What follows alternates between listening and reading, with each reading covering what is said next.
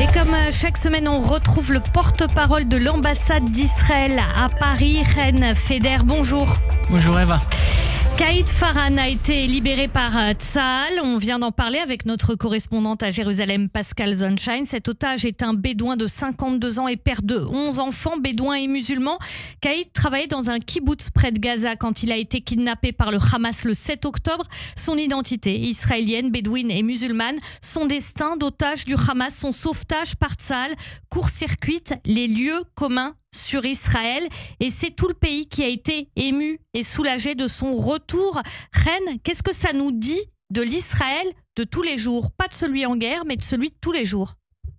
Pour le moment, on peut voir que tout le pays est tellement fier de nos forces de sécurité et de cette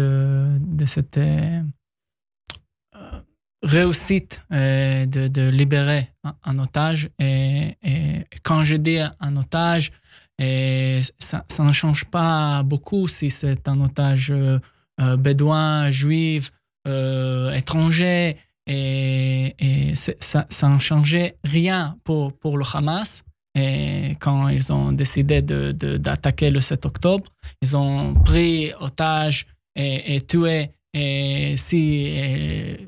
tout le monde, les musulmans, les étrangers, les juifs.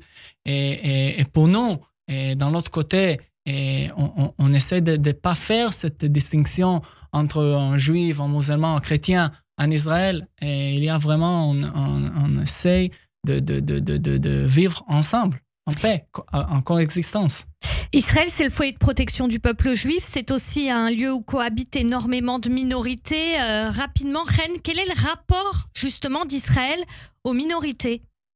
Moi, je suis né à Haïfa, où il y a toutes les minorités ensemble, les musulmans, les chrétiens, les druzes, et même dans des autres endroits en Israël, on peut trouver toujours une manière avec laquelle on vit ensemble. Et juste avant de terminer, c'est important de rappeler qu'il y a toujours 10 otages étrangers, thaïlandais, népalais, tanzaniens, et dans le camp d'otages, et toujours 2 bédouins encore dans le camp de Hamas dans le tunnel de Gaza. Chen, cette libération de Kaïd Farhan, Pascal Zonshine, notre correspondante à Jérusalem, nous en a parlé.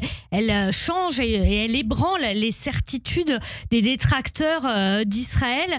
Ces images, on les a vues circuler notamment sur les réseaux sociaux. Quel impact rapidement elles ont sur la communauté bédouine en Israël? Ça donne de force, ça donne d'espoir pour les bédouins comme pour les juifs. Et pour les familles d'otages, on avait ici une famille d'otages bédouins en février pour parler aux Français. Et pour nous, on fait ce qu'on peut pour avancer la libération de tous les otages. Merci beaucoup, Chen, le porte-parole, Chen Feder, le porte-parole de l'ambassade d'Israël à Paris. Merci, bonne fin de journée à vous. Merci beaucoup.